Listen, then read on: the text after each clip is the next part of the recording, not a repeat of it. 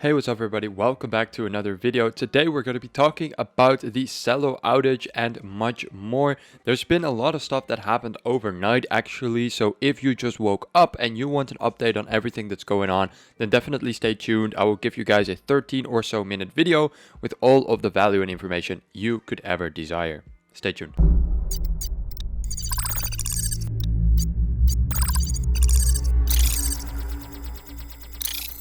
Hello everybody, my name is Rick here at the Digits Club. Let's get started right away with the market overview of today. So make sure you are liking the video and you subscribe to the channel and join our exclusive Discord. Okay, so the Celo network has had a big outage. This happened at the evening of Thursday the 13th and has been resolved overnight. Or if you're in a different part in the world that other than Europe, this might have happened in the morning or midday or wherever you were. At any rate, we have a tweet here from the official company and we see actually a pretty big thread that extends all the way down so we can kind of see all of the updates as it happened. Update, validators are working to restart the network. So this was at this point 19 hours ago and this was already at 2:04 a.m. Here we see if you run a node, please join the validator operator channel in Discord. And here GitHub releases 1.5.7 and 1.5.8 have been sharped to address outage. And the very last update was that the outage has been resolved. And the community is pretty angry about it. And there's a good reason for that, because there wasn't just an outage. Celo halted all blockchain operations. What actually happened? Will this happen again in the future? And what did they actually do to resolve this? What was the issue to begin with? The firm has around 132 million in total value locked across DeFi applications on its network. According to DeFi Llama data, in comparison, Ethereum, the leading smart contract enabled blockchain, now holds around 33 billion in assets. So it's a very small fish, but then again, everyone is a small fish compared to Bitcoin and Ethereum. They're working together with Uniswap and overall just a big upcoming payment system and blockchain company. So it is very, very unfortunate to see this happening, and I'm very, very interested to see what they are going to be doing in the future, how the community will react, and I will keep you guys up to date on this story. But for right now, this is all that we have. Then moving forward to Celsius, once again, it has now been confirmed how much Celsius owns to its actual users. That's right, not to its business partners, not to the government, not to taxes, not to whoever, but just the users.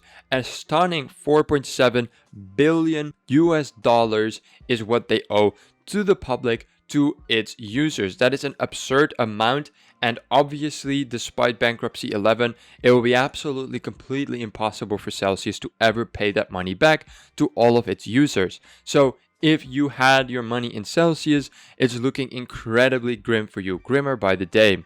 We see here a tweet actually with the total Celsius filing. We see a total assets of 4.2 billion, total liabilities of 5.5 billion, 600 million of which is the Cell token, which currently has a market cap of 170 million. The court filing hinted that Celsius might have heavy losses. Moreover, the company's trouble are attributed to the market conditions, poorly thought out bets and mismanagement of its rapid growth. Now, this is something that we see very, very often with companies that grow basically out of proportion. They need time. Companies need time to build this infrastructure, this stable ground on which they can further grow. There's a reason why companies that basically grow slower but steadier usually are more stable. So Celsius basically grew out of its own proportion, and now it is stuck having to pay a tremendous amount back to its debitors and to its users, which, you know, that's hence they're in bankruptcy, right?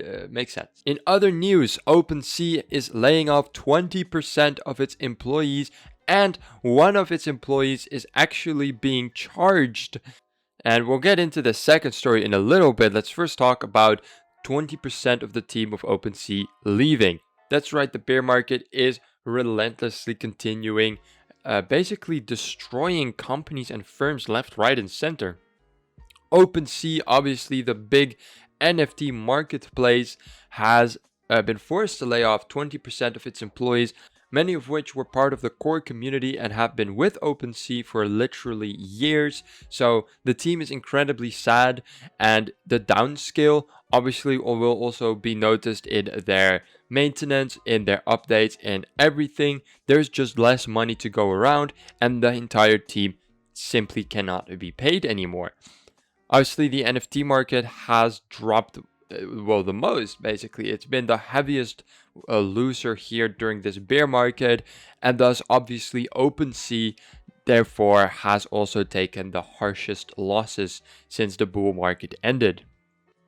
So yeah, overall, it's just a very sad message here. We are seeing that they are taking good care of the employees that have been laid off. They're providing healthcare until 2023, among other things. So people being laid off, it happens. It's horrible, but it does happen. But at least they're handling it somewhat okay. This comment is pretty funny though.